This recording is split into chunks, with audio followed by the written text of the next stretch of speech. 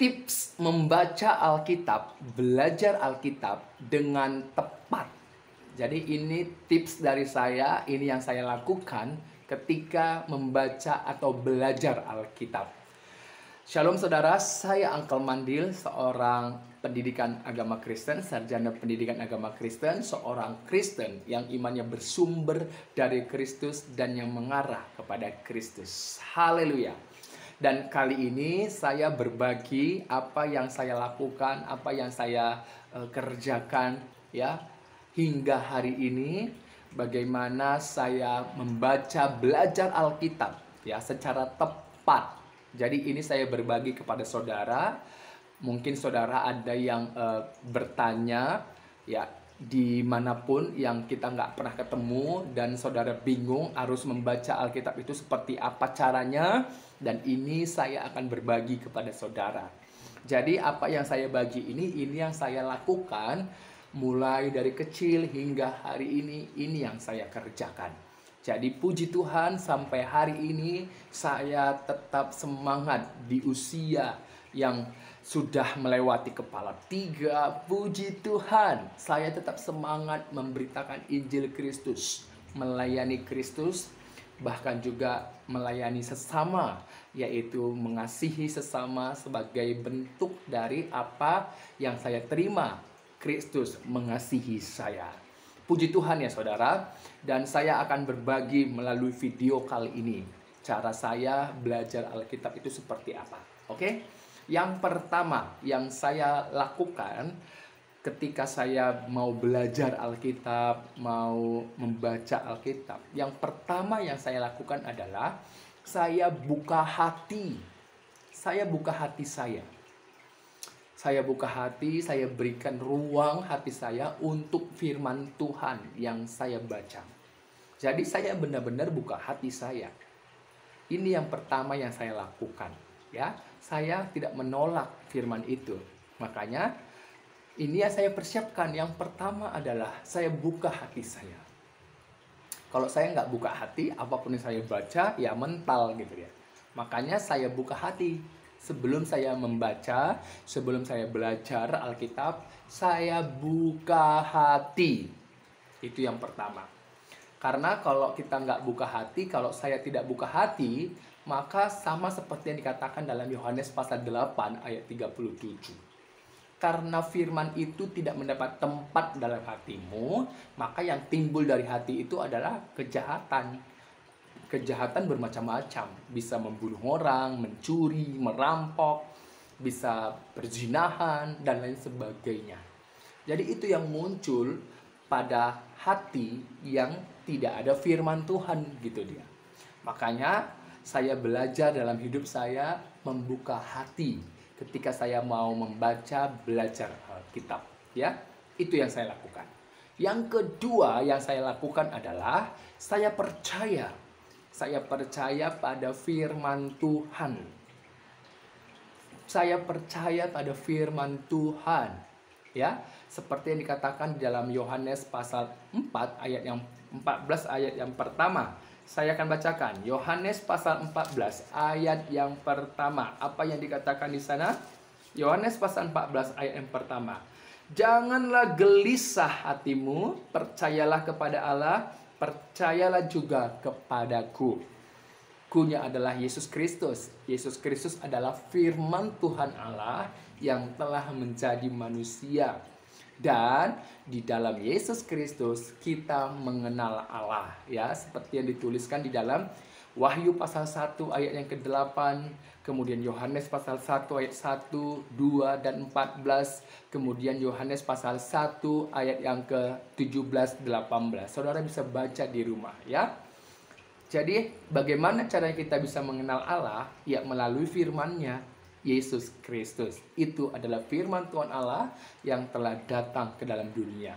Oleh karena Yesus Kristus kita mengenal Allah. Jadi saya percaya pada firman Tuhan, saya percaya pada Yesus Kristus. Itu dia ya yang saya lakukan. Yang ketiga adalah saya menerima budaya Alkitab itu. Apa itu budaya Alkitab? Budaya Alkitab itu mulai dari bahasa Alkitab. Bahasa Alkitab kalau kita lihat Kejadian sampai dengan Wahyu, Kejadian sampai dengan Maleakhi menggunakan bahasa Ibrani. Bahasa Ibrani. Kemudian Matius sampai dengan Wahyu menggunakan bahasa Yunani. Jadi ini adalah bahasa Alkitab yang menunjukkan budaya Alkitab itu. Jadi saya harus benar-benar belajar mengenai budaya itu, yaitu dimulai dari bahasanya.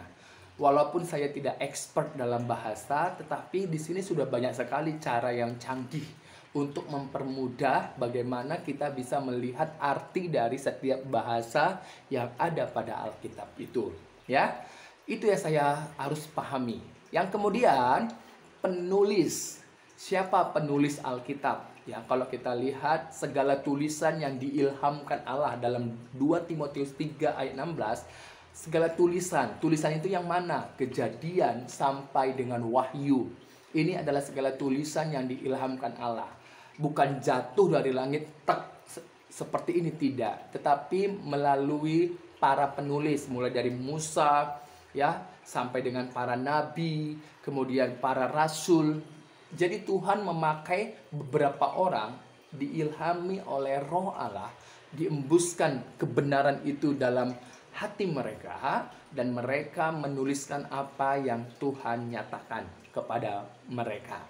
Jadi mereka benar-benar berbeda secara timeline, itu berbeda sekali. Tetapi karena sumbernya satu, yaitu Allah, Tuhan Allah itu, jadi tidak ada yang keliru gitu dia ya.